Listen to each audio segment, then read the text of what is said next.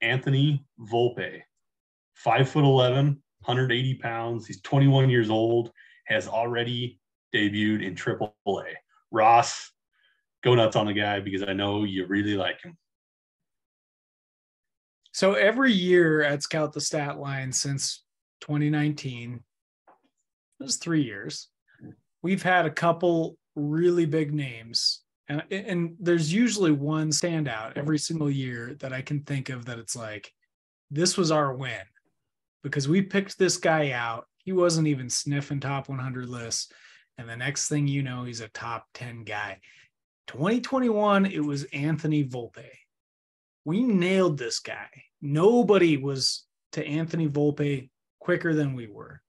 We were all over him. So goes without saying, he had a huge breakout in 2021. So I want to run through his career a little bit. He was drafted with the last pick in the first round. So he wasn't coming in with extremely high expectations. And then after his rookie season in 2019, it was not a grand debut. He only hit 215. He hit 2 home runs. He wasn't really showing a whole lot in 150 plate appearances. Kind of off the map at that point. 2021 came along. We were queuing into him like right away, early in the season, because he was showing plate discipline. He was hitting bombs and he was flashing a lot of speed. So let me walk through the season. He started the year at single A, now 20 years old. He came into the league as an 18-year-old, now 20 at single A and 257 plate appearances, half a season's worth. He hit 302 with a 455 OBP and a 623 slugging percentage. He was mashing. 12 home runs and 21 stolen bases. Again, we're talking about half a season of plate appearances. And perhaps the most impressive part of that early half of the season was he walked more than he struck out, 51 walks and 43 strikeouts.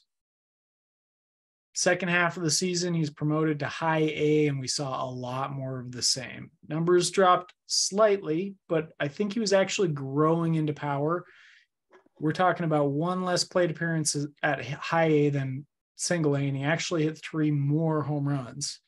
So he hit 15 at high A, growing into that power, as I was saying. Stolen bases dropped a little bit. He stole 12. And he didn't quite have the beautiful looking walk to strikeout ratio that he did, but he still kept his strikeouts at bay. And he hit 286 with a 391 OBP and a 587 slugging percentage.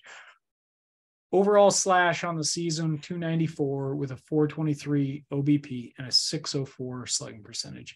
27 home runs and 33 stolen bases. So we're talking about right off the bat, we're talking about a 30-30 threat. Okay, so this season, expectations now off the charts, right? So he's a Scout Statline darling. If you were following us, you nailed this guy early in 2021. You were all over it. If you weren't, you might have missed out. That's okay. Coming into 2022, now expectations are sky high. He's a top 10 prospect by quite a few people, and he's being tabbed as the guy that's going to be the next number 1 prospect, or at least one of the potentials. 2022 was a little bit of a different story. I'm not terribly concerned with the way that his season went, but he only hit 249 overall in the year. He played between AA and AAA. I think a lot of it was him being challenged.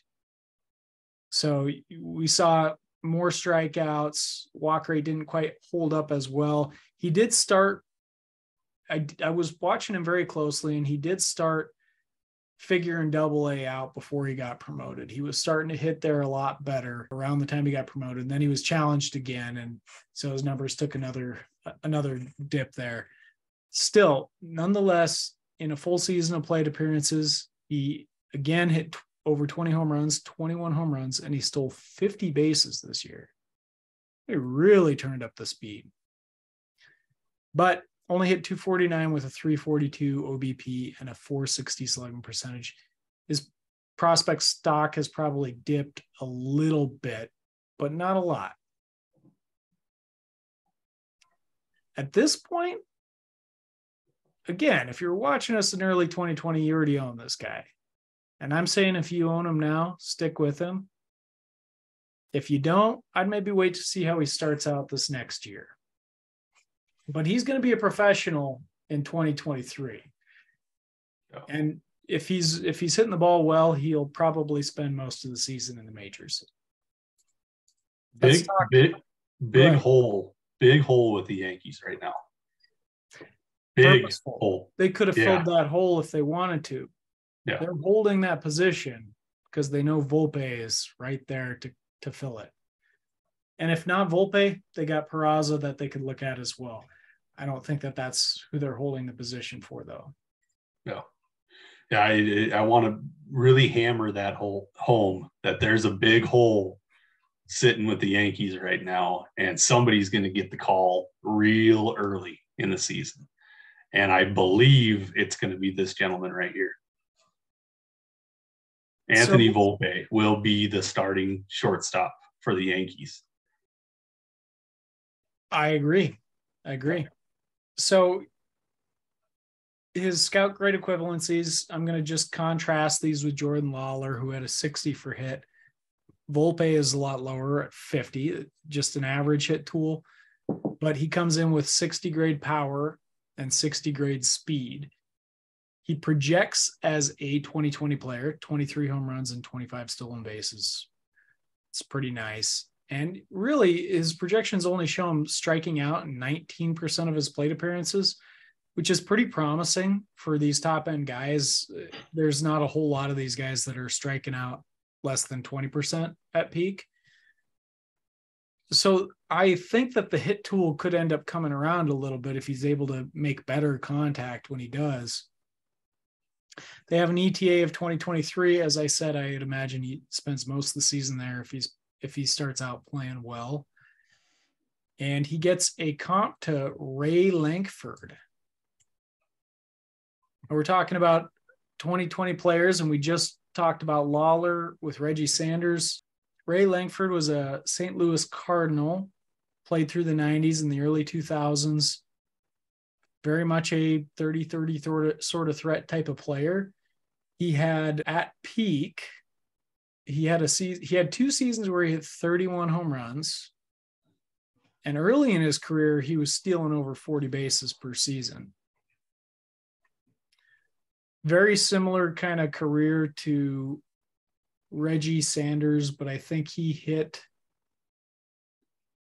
maybe a little bit better. They're very similar. Also, just under 40 career wins above replacement. So I think it's another pretty favorable comp. I think if you had Ray Lankford on your team in the 90s, you'd probably be okay with it.